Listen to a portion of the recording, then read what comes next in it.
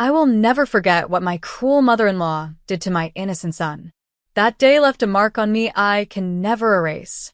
My sweet 3-year-old, Jack, has a serious peanut allergy, something she knew very well.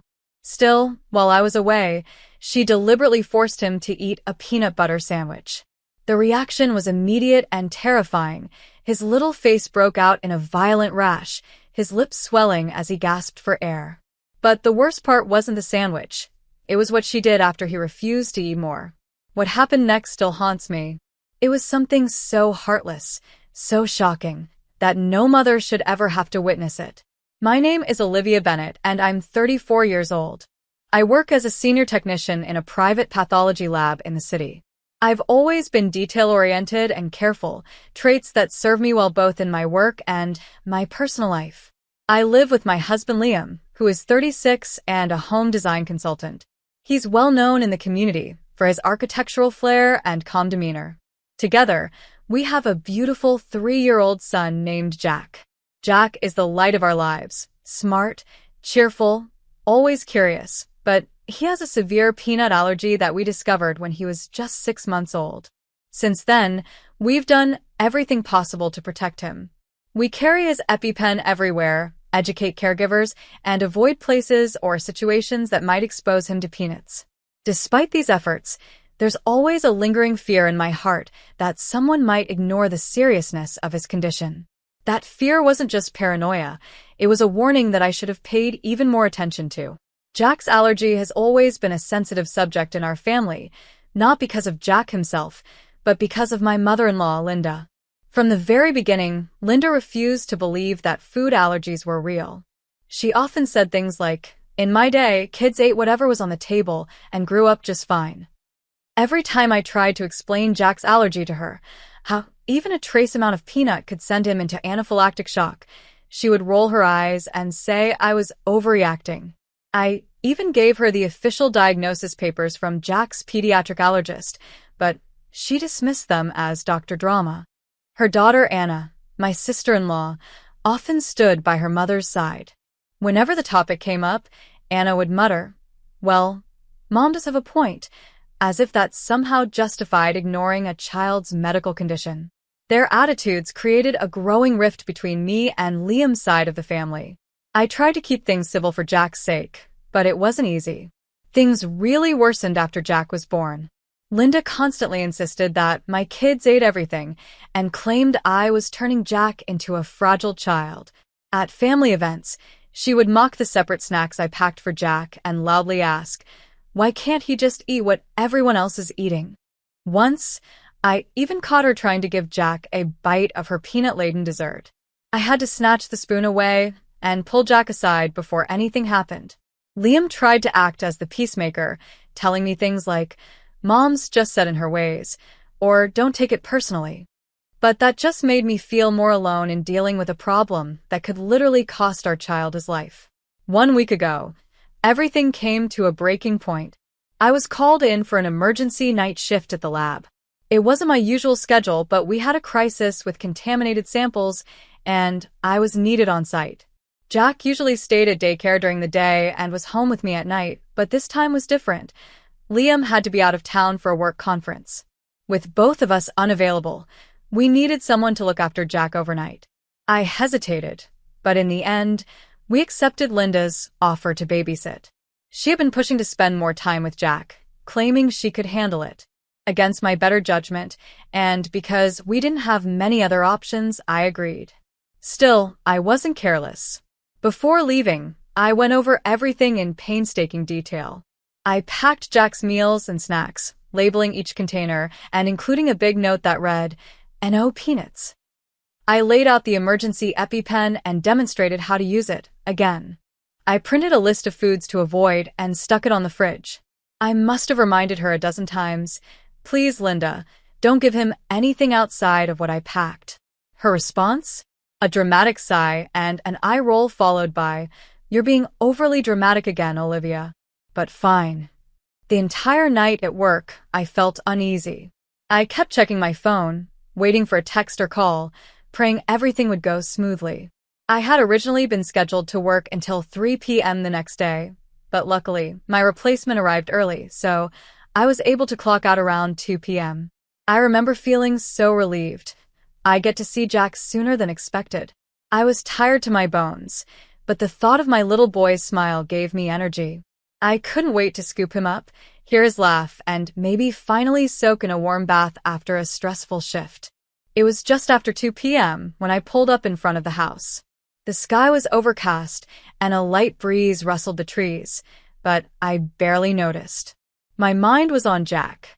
I grabbed my bag, walked up to the door, and let myself in. "I'm home," I called out as I stepped inside, expecting to hear Linda's usual sarcastic greeting or Jack's tiny footsteps rushing toward me. But the house was oddly quiet. Then I heard the TV playing in the living room and Jack's familiar giggle echoing faintly through the hallway. "Linda? Jack." I called again, dropping my bag near the entrance. Still no answer. As I walked into the living room, the world around me seemed to slow. My heart sank into my stomach. There, sitting comfortably on the couch, was Jack, smiling, happy, and completely unaware of the danger in front of him. On the coffee table in front of him was a plate with a half-eaten peanut butter sandwich. I could smell it from across the room, the sharp, oily scent of peanuts. Linda sat next to him, watching him with a proud expression on her face, like she'd just done something remarkable. My chest tightened, and the blood drained from my face. I froze, the air sucked out of my lungs. "What are you doing?" I screamed, my voice cracking with panic. Linda looked up, surprised. "You're back already? It's not even 3 yet." My instincts took over. I tried to rush toward Jack, but Linda stood up and blocked my path. "What did you feed him?" I demanded, my voice trembling with fear. "What he wanted. What normal kids eat," she said, folding her arms. "You're just being overprotective, Olivia." I stared at her, stunned. "What are you thinking? I've told you again and again, Jack has a peanut allergy. I even showed you the doctor's diagnosis." Linda's face hardened. "Be quiet. He'll get used to it if you stop coddling him." That's how Anna got over hers. That was it. Something inside me snapped. I shoved Linda aside, not roughly but firmly, and rushed to Jack's side. His cheeks were flushed, and a red rash was forming around his eyes. He was scratching at his neck, and in the softest, weakest voice, he said, "Mommy, my throat feels funny." I dropped to my knees in front of Jack, trying to stay calm even as my hands shook. His breathing was getting heavier, his lips starting to puff up. I gently touched his forehead and cheeks. His skin was warm and blotchy, and the swelling was visibly increasing. I had seen this before in medical case files and emergency training sessions, but this time it was my own child. This was the early stage of anaphylactic shock, and I didn't have time to waste. "It's okay, baby. Mommy's here," I whispered, brushing a lock of hair off his forehead. I sprang up and opened the drawer in the side table where I'd placed the EpiPen just in case. Thank God it was still there. I yanked off the safety cap, knelt down, and injected it into Jack's thigh through his pants. He whimpered slightly, but didn't cry. He was too focused on the tightness in his chest, the itching in his throat, and the confusion clouding his eyes. "What are you doing?" Linda gasped behind me. "That's not necessary. It's just a little rash. Call an ambulance." I snapped, my voice nearly cracking. But she didn't move. She just stood there, frowning. "You're overreacting again. Jack's fine. Anna had the same rash when she was little." "I told you." I didn't wait to hear the rest. Jack was gasping now, his little hands clutching at his throat as if trying to open it. His lips were pale and swollen, and his eyes were darting around in panic. "Jack," I cried. I pulled out my phone and dialed 911 with my free hand, holding him close with the other. "My 3-year-old is having an anaphylactic reaction. I've given him an EpiPen, but he's still worsening. Please send an ambulance now." I looked up. Linda was still standing there, pale and speechless, finally realizing what she had done. Her mouth opened slightly. I didn't think." "You didn't think?" I spat, holding Jack tighter. "You fed him poison." I couldn't wait for the ambulance. I scooped Jack into my arms, bolted toward the front door, and rushed to the car. Linda tried to follow. "I'll come too," she said in a trembling voice. I turned around, my eyes ice cold. "You've done enough. Stay here. Call Liam and tell him the truth." I strapped Jack into his car seat, tears clouding my vision, and slammed the door shut. As I sped off toward the hospital, I saw Linda's figure shrinking in the rearview mirror, her hands trembling at her sides, the first hints of real fear on her face. I drove faster than I ever had in my life. The hospital wasn't far, just 10 minutes away, but every red light, every slow car ahead of me felt like a personal threat. Jack whimpered in the back seat, clutching his stuffed bunny, his breathing labored. I kept talking to him to keep him awake. "Stay with me, baby. We're almost there. Mommy's here." As soon as I pulled into the emergency entrance of the hospital, I jumped out and yanked open the back door. A nurse who recognized me rushed out with a gurney as I screamed. Severe anaphylaxis. I already used the EpiPen. Within seconds, Jack was on the stretcher, wheeled into the ER while another nurse helped me fill out emergency paperwork. I could barely hold the pen. The charge nurse had already paged Dr. Kim, one of the pediatric specialists and someone I had worked with many times. When she arrived, her expression changed the moment she saw Jack. He was given additional injections, epinephrine, steroids, and antihistamines, while nurses fitted him with an oxygen mask. I stood by the treatment room's window, watching helplessly, tears silently streaming down my cheeks. My hands still trembled from adrenaline and rage. I stepped into the hallway and shakily called Liam. He picked up on the second ring. "Hey, what's going on?" "I just landed. Everything okay?" "No," I said, trying to steady my voice. "You need to get to the hospital. Jack, he had an allergic reaction. A serious one." I gave him the EpiPen and drove straight here. "Oh my God," he gasped. "What happened?" "How?" "Your mother gave him a peanut butter sandwich," I said quietly. There was silence on the line for a few seconds.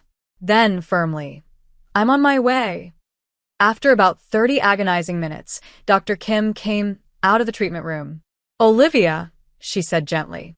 "Jack's responding well. His oxygen levels are stabilizing, but we'd like to keep him overnight for observation. Just in case." I nodded, wiping my face. "Thank you." She put a reassuring hand on my shoulder and walked away. I stepped into Jack's room and sat beside his small hospital bed, taking his tiny hand into mine. He looked so small, his cheeks blotchy and eyes tired, but he was safe for now. A few minutes later, I heard hurried footsteps in the hallway and Liam's voice calling, "Kathy?" Then catching himself, "Olivia?" He burst into the room, his eyes wide with worry, and rushed to Jack's bedside. Behind him stood Linda and Anna. A familiar fire rose in my chest. Liam leaned over Jack, brushing his hand over our son's hair with trembling fingers. "Is he okay?" he asked, his voice choked. "He's stable now," I answered, barely able to hold back my emotion. But it was close. Too close. Liam sat beside Jack, staring at his pale face and bruised arm where the 4 was inserted. The beeping of the monitor filled the silence between us, tense and heavy. Then, slowly, he turned his head toward me. "How did this happen?" he whispered. I didn't take my eyes off Jack as I answered, "Why don't you ask your mother?" He turned, and I saw him freeze as he looked back at Linda and Anna, who stood just outside the doorway. Linda looked smaller than usual, her confident posture gone, her face pale, her hands clasped tightly in front of her. Anna had an arm around her, but even she looked shaken. "Mom," Liam said, his voice low but laced with anger. "What happened?" Linda stepped forward, but I stood up and blocked her from entering. "You're not coming in here," I said firmly. "You put Jack's life in danger." "I didn't mean to," she said, her voice trembling. "I just thought." "What was best?" I snapped. "You thought giving him a peanut butter sandwich was best? After everything I've told you? After all the warnings? After the doctor's diagnosis? After I showed you how to use the EpiPen?" Anna stepped in, trying to mediate. "Olivia, Mom made a mistake. She didn't mean any harm. You know that. Don't you dare try to minimize what happened, I said, glaring at her. Jack could have died. You think this is just a mistake? This is neglect. This is betrayal. Just then, Dr. Kim entered the room. Her professional calm was still intact, but I could see the tension in her eyes as she glanced around at all of us. I'm sorry to interrupt, she said, but this is the ICU. I need you all to keep your voices down. She looked at me. Olivia, is everything okay here? I explained everything briefly, my voice tight and controlled. When I finished, Dr. Kim's expression hardened. Mrs. Bennett, she said, addressing Linda formally. Do you understand that your grandson's life was in serious danger today? If he had arrived just a few minutes later, the outcome might have been very different. Linda's lips trembled. I didn't think it was that serious. Dr. Kim nodded slowly. That's exactly the problem. Ignoring a known, documented medical condition, especially one with life-threatening potential, is a form of negligence. As hospital staff, we are required to report this to Child Protective Services. Liam's head snapped toward her. Report it? But it's the law, Dr. Kim said firmly. And in this case, it is completely justified. I turned back to Jack and gently kissed his forehead. We'll do whatever it takes to protect him. From anyone. Liam didn't say anything for a long moment. Then he slowly stood and faced his mother. Mom, I need you to tell me the truth. Why did you give Jack peanuts? The hallway outside Jack's ICU room was tense and quiet. Liam had led his mother and Anna just a few steps away from the door, trying to keep his voice low but firm. I stood back, still inside, watching through the glass as the conversation unfolded, my heart racing, arms crossed tightly across my chest. Linda gripped a balled-up handkerchief, her voice shaky as she began. I really believed he was being raised too delicately. In my day, kids just grew strong by eating everything on the table. I didn't think food could be that dangerous. Liam's brows furrowed. But we told you. Over and over. You saw the medical reports. I thought maybe if he kept trying it, she whispered, his body would adjust. I did the same with Anna when she was little, and she got over it. For a long moment, Anna stood frozen. Then her eyes widened, and something changed in her face. She stepped forward, her voice tight. No, Mom. That's not true. What? Linda looked confused, her voice small. I didn't have a peanut allergy, Anna said slowly. It was a mild rash once, and I was taken to the doctor. He said it was nothing serious. You just ignored the diagnosis and told everyone you cured me by feeding me more peanuts. That never happened. Linda stared at her daughter in disbelief. But I thought. You thought you were right, Anna said, her voice cracking. You always think you're right, even when it puts someone in danger. Liam looked back and forth between his mother and sister, his face pale. So, you've been using a made-up story to justify your decisions, and now Jack is the one who almost paid for it with his life. Linda burst into tears, covering her face with her hands. I didn't know. I didn't think. But you were told. I interrupted, stepping into the hallway now. You were told, and you still chose to ignore everything. Because you believed you knew better. Linda looked up, eyes red and wet with tears. I just thought you were being too careful. I didn't mean to hurt him. Liam straightened his shoulders. His expression was calm, but there was steel in his voice. Mom, what you did today is unforgivable. You endangered our son's life. We need space. Linda's voice cracked. What does that mean? For now, he said quietly, I want you to stay away from Jack. Until you fully understand how serious his allergy is, and until we're confident this will never happen again. Linda covered her mouth, sobbing silently.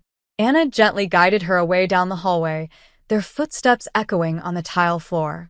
I returned to Jack's bedside and sat beside Liam. We said nothing for a long time. We didn't need to. We both knew what had just happened would change everything. The next few days were a whirlwind of emotions and difficult choices. Jack stayed in the hospital overnight for observation. By the next morning, The swelling in his face had gone down, and his breathing had stabilized. Seeing him sit up in bed, eating a cup of applesauce and watching cartoons, was like a miracle. I didn't leave his side once. Liam slept on the chair next to me, waking up every hour just to check on him. When Jack was finally discharged, we brought him home and adjusted our schedules so we could both stay with him full-time for a while. I took a leave of absence from the lab, and Liam postponed some client meetings. Neither of us wanted to leave Jack alone for even a moment. We were still shaken, and the trust we had placed in our family had been shattered. During that week, Linda called several times. I didn't answer. Liam did once or twice, but only to keep things clear. She wanted to come over and see Jack, to explain herself, to apologize. But we weren't ready. Not after what had happened. Only Anna came to visit. She brought groceries and offered to help around the house. I appreciated the gesture, even if my heart wasn't fully open. She sat quietly with me one afternoon while Jack napped, her eyes full of regret. "Mom is sorry," she said quietly. "But honestly, I don't know if she really understands how serious this was." That same afternoon, we received a visit from a social worker named Jessica. She introduced herself as a case investigator from Child Protective Services, responding to the report submitted by the hospital. Jessica was kind, professional, and direct. "I know this is a lot to handle," she said gently, "but we need to ensure Jack's safety and confirm that steps are being taken to prevent this kind of incident from happening again." We sat with her at the dining table and went through everything: how we had warned Linda repeatedly, shown her medical reports, taught her how to use the EpiPen, and still she had ignored it all. Jessica took detailed notes, nodding thoughtfully. "I understand," she said.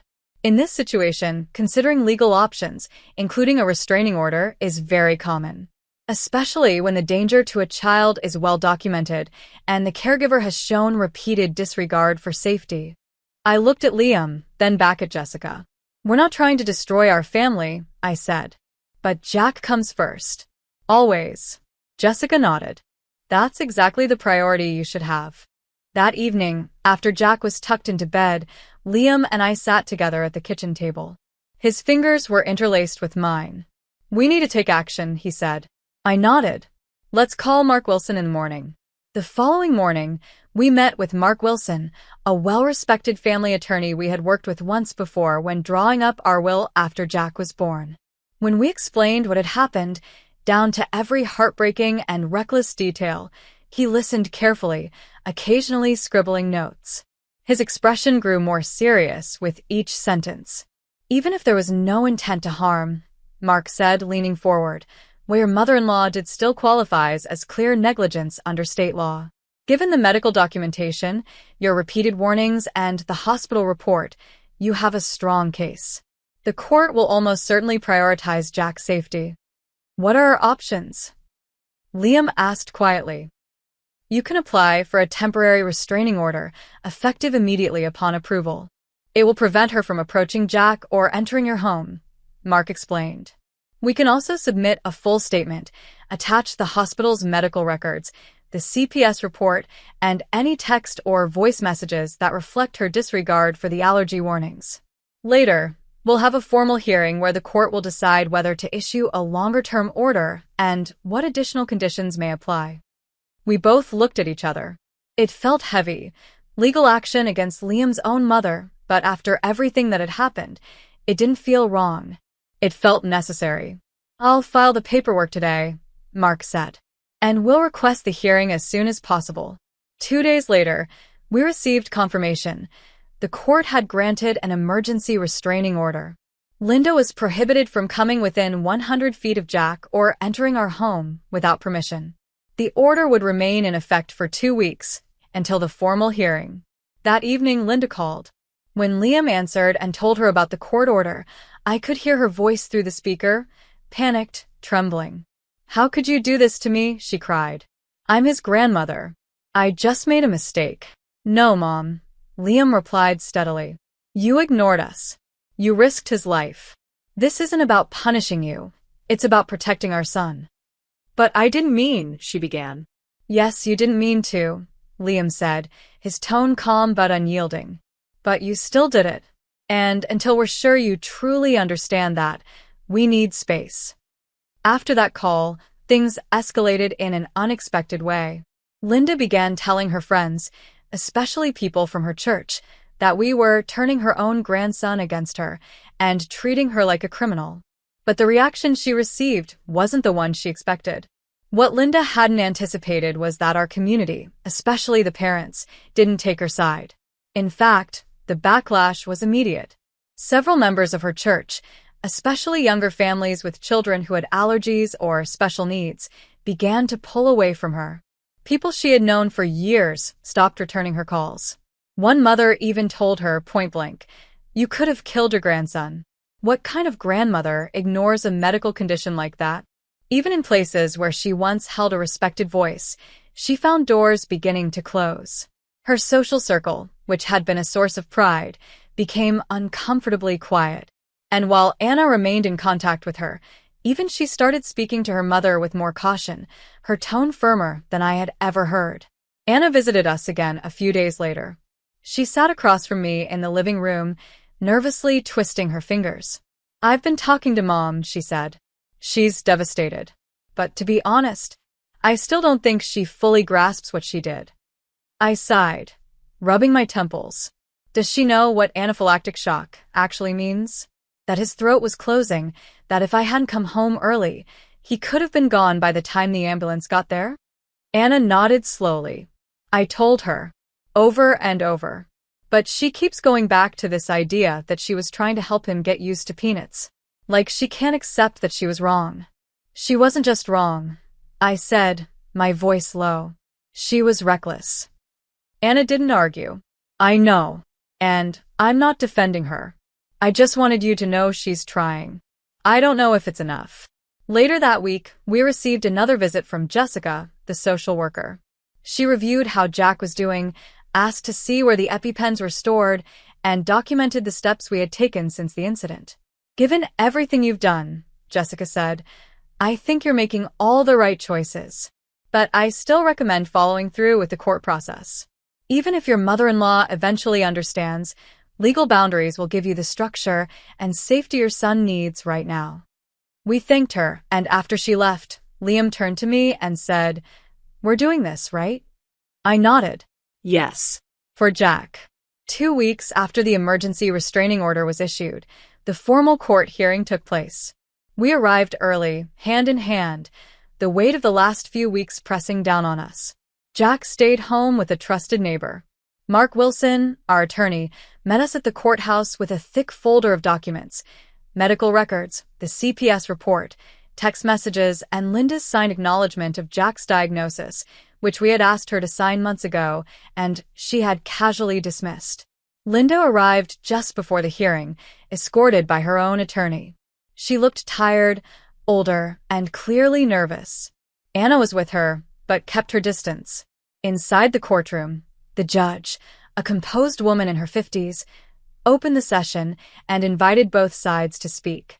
Mark presented our case with calm precision, highlighting the sequence of events, our repeated warnings, the hospital's emergency treatment, and Linda's prior dismissal of medical advice. He stressed that this wasn't about cutting off a grandparent. It was about protecting a child with a life-threatening condition. When it was my turn to testify, I stood and took a deep breath. I explained Jack's condition to my mother-in-law countless times. I said, my voice steady but full of emotion. I gave her medical records. I taught her how to use the EpiPen. I labeled all his food. I even begged her not to give him anything outside his diet. And still, she fed him a peanut butter sandwich. My son could have died. If I hadn't come home early, we might not be standing here today. The judge nodded solemnly. Linda's attorney argued that her actions were not out of malice, that she had misunderstood, that she had believed she was helping. But the judge didn't seem moved. "Mrs. Bennett," the judge said, addressing Linda directly, "this court does not weigh intent as heavily as outcome when a child's safety is involved. Your actions, while perhaps not malicious, were undeniably negligent." She turned to us. "This court hereby extends a restraining order for a period of 6 months. During that time, Mrs. Bennet is forbidden from visiting the child without express written permission from the parents and will remain at least 100 feet away from the residence. Linda's face crumpled, but the judge wasn't finished. Additionally, due to the nature of this incident, you are ordered to complete a certified educational program on food allergies and pediatric care. You must also complete 200 hours of community service, preferably with an organization that works with children who have chronic health conditions. The gavel struck. The courtroom was silent. As we left the courthouse, Liam turned to his mother. His eyes were filled with sadness more than anger. "Mom, we need time. This isn't just about what you did. It's about what you refused to believe. Jack's safety will always come first." Linda's voice was barely above a whisper. "I know. I was wrong. I endanger my grandson. I hope one day you can forgive me." Liam didn't respond. We simply walked away. Toward Jack, toward safety, toward a future where we wouldn't have to wonder whether our child was safe under the care of someone who didn't believe in his reality. In the months that followed the court hearing, we kept our distance from Linda. Jack's health came first, and every decision we made revolved around that principle. He continued to recover without any setbacks, and we restructured our lives around new safety protocols, emotional healing, and legal boundaries that brought a strange sort of comfort. The restraining order gave us the space we needed, and surprisingly, it also gave Linda time to reflect. To comply with the court's judgment, Linda enrolled in an educational program about food allergies. At first, she reportedly resisted, arguing with instructors, challenging information, but eventually, something seemed to shift. She not only completed the course, but also signed up for additional workshops at a local hospital that specialized in pediatric nutrition and allergy management. It was a small gesture, but it carried weight. For her community service, Linda worked with a local support group for children with chronic illnesses. She helped organize materials, served meals at allergy-friendly events, and even participated in awareness campaigns. Slowly, her reputation in the community began to recover. Some people remained distant, but others acknowledged her efforts and saw the beginnings of change. Anna continued to visit us regularly. She never pressured us to forgive Linda, but made it clear that her mother was truly trying. That incident shook her, Anna said one evening as she sat with me on the porch. She was humiliated, yes, but more than that, she's finally realizing that her beliefs weren't just outdated, they were dangerous. Throughout that year, I began speaking at local schools and daycare centers about allergy awareness. I shared Jack's story, without naming names, to educate others about how easily a life-threatening reaction could happen and how preventable it truly is. Liam also joined some of these events, offering the father's perspective and the emotional toll of family conflict rooted in denial and stubbornness.